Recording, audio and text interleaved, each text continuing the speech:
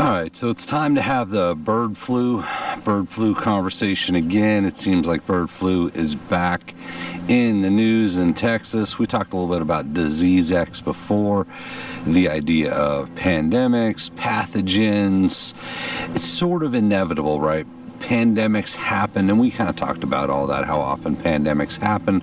There is a natural cycle to pandemics, but bird flu is particularly scary. It really is. And we're going to kind of jump into that, kind of explain why. So bird flu, also known as avian influenza or HPAI, which is a highly pathogenic avian influenza. There's some low pathogenic ones. You don't hear about those as much because they're low pathogenic, which means they're less likely to be an issue. So when did it start? Bird flu dates back to 1878. So the most widely quoted date for the beginning of recorded history of avian influenza, initially known as fowl plague, was 1878, was differentiated from other diseases that caused high mortality rates in birds. So it was 1878, so that's about 146 years ago. Bird flu's been out there kind of doing its thing, jumping around from animal to animal and whatnot. So it's not something that may be imminent, right? The idea that it's going to wipe us all out. It's been around a long time, and more or less we've been okay, right? There have been instances of people getting infected, and it can be potentially very lethal when people are infected. But in general, it's been around for a long time, right? So why is it scary then? Why is it noteworthy if a flu that's been around for 146 years hasn't killed us all yet? So it represents a virus subtype which most people have little to no immunity protection against. So if you do get it, it's something completely new for your body and you really have no immunity to it. So in that sense, if you got it, it can be really bad. And I have read some stuff suggesting there may be some vaccines or something like that in the work. I don't know a lot about that. But you have no immune response. You have no immunity protection. So in birds, and we've seen this in other animals as well, a highly pathogenic avian flu, which is HPAI, can cause disease that affects multiple internal organs with mortality rate up to 90% to 100% in chickens, often within 48 hours. So in chickens, it can kill 90 to 100%, which is a huge percentage, right? It's very dangerous. Influenza, a very dangerous virus, if it can kill 90 to 100% in chickens.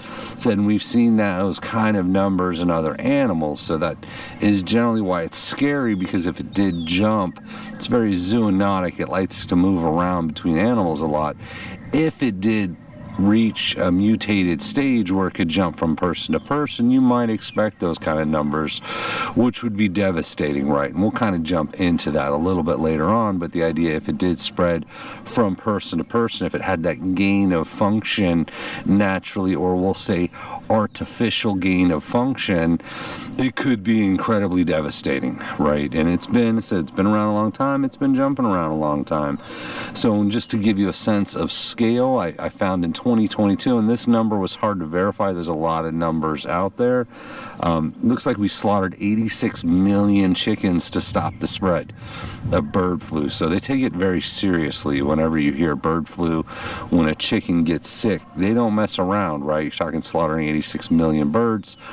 Now, the numbers were hard to get, so some of that could have been died from the virus versus being cold. Wipe out the flock, right? Oh, one's got bird flu, we're wiping out the flock. We don't mess around. We do not mess around with bird flu. So how can you catch it? How do people catch it? Because people do catch it occasionally. It happens from time to time. Human infections with bird flu viruses can happen when the virus gets into a person's eyes, nose, or mouth, or is inhaled. This can happen when a virus is in the air, in droplets, or possibly dust, and a person breathes it in, or possibly when a person touches something that has virus on it and then touches their mouth, eyes, or nose. The spread of bird flu viruses from one infected person to a close contact is very rare, and when it has happened, has not led to continued spread among people. So it has passed from person to person. That doesn't happen very often. It's not like our last pandemic where, everyone's got to stay 6 feet away and you sneeze and you hit them, right? That hasn't really happened, but the fear is someday it could. Once again, it's been around 146 years. That hasn't happened yet, so you want to temper your terror, right? This has been floating around a long time.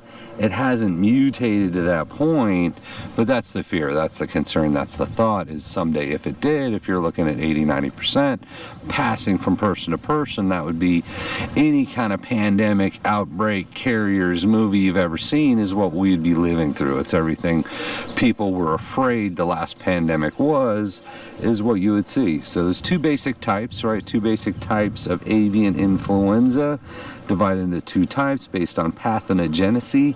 You have high pathogenicity, HP, and low pathogenicity, LP. So the most well-known HPAI, high pathogenic avian influenza strains, H5N1, first isolated in a farmed goose in Guangdong province, China in 1996. And then there's also low pathogenic. The low pathogenic means those are the ones that aren't particularly dangerous to people. The high pathogenic ones happen in China. What a coincidence there.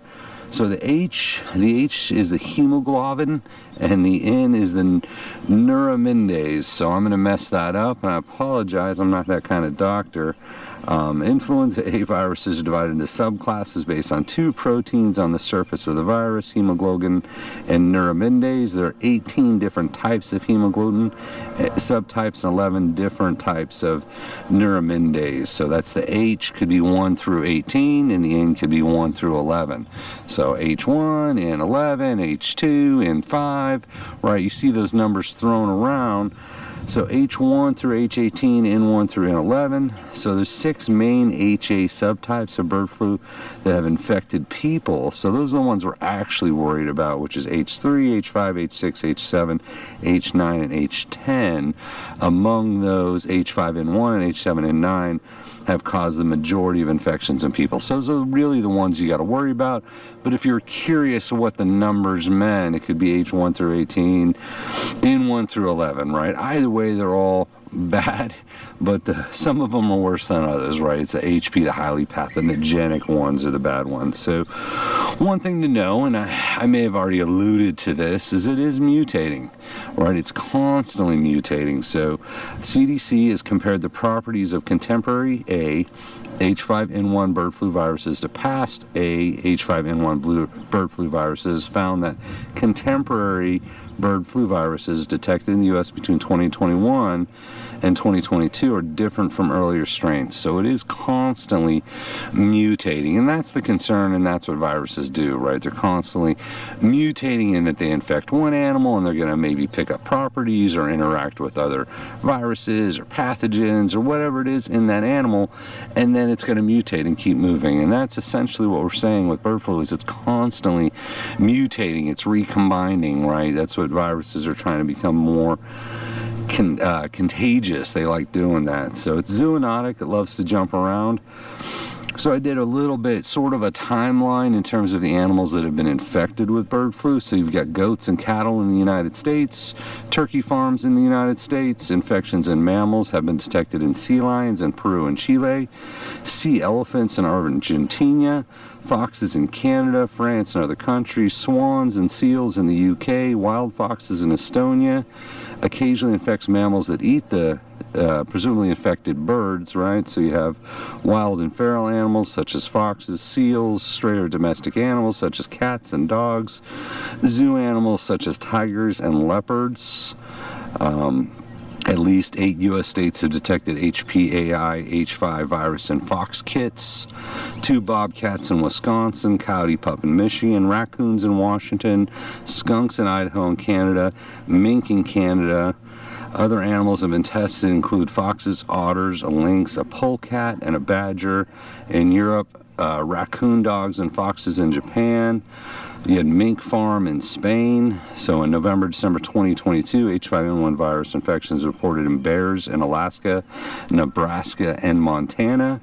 December 2023, HPAI, H5N1 virus, was found to have infected a polar bear for the first time. This was also the first time an Arctic animal died from HPAI, H5N1. December 2023, HPAI, H5N1 virus was reported in an elephant. First seals in the Antarctic, when combined with the polar bear infection in the Arctic, this marked the first time virus infections reported in both polar regions. 2024, virus infections reported the first time in goat kids on a farm where a poultry flock had tested positive, so it spread from the poultry to the goats. In March 2024, first time dairy cows in Kansas and Texas. And what people got all excited about here in Texas was April. This appears to be the first time cow to human spread of the bird flu. So it actually, the cow got sick and then it was able to infect people. So it's a very dynamic virus. And if you're an old school prepper like me, you've probably been talking about bird flu a long time, right? It's one of those high level pathogens that would have quite a terrifying, destructive effect if it ever jumped. As I said, you're talking 90, 100%. I've heard 30, 40, 50, throw out any number you want. Fatality rate if it were ever to be loosed on the world. And it's all that mutations, right? And that's the fear, is every time it mutates is, hey, it went from a bird, it went from a cow, and now the cow's infecting people. What happened, right? Now you got to get to that person, say, is that person now, has it mutated? Maybe the person had the cold and it's going to combine with that cold. There's always that mutation fear. So with anything like that, obviously we keep an eye on it. You know, there was the big swine flu apocalypse that didn't happen years ago, and we have plenty of viral pandemics, right? Pandemics do happen, so it's not necessarily something I'm saying you should panic about, but these kind of things, they do happen, and perhaps it is inevitable, and perhaps it's another 100 years, right? We don't know. There's talk of things like disease X, the idea that some kind of a massively lethal pathogen like a bird flu could spread around. So it is certainly the concern of places like the World Health Organization that, of course, everyone trusts, and the CDC. I know trust is a little low nowadays, but these things are real. Not so much, right? It hasn't mutated, and maybe never will, but it seems inevitable at some point mutate to the point that, you know, you get it from the cow and then that person starts spreading it around, and it's Captain Trips out of the Stand, if you've ever read the book, watched the movie on that. So what do you do? How do you protect yourself? Well, I mean, there's the basic stuff. Wash your hands, certainly, right? We all know the protocols for hand washing and whatnot. Keep your hands clean. Don't touch dead animals and all that. Symptoms are going to be the flu, but it's going to get much worse, right? If you're in that, infected with something highly pathogenic, highly lethal, that's not going to go well. Historically, throughout human history, pandemics had happened in self-quarantine, has been pretty effective over the years.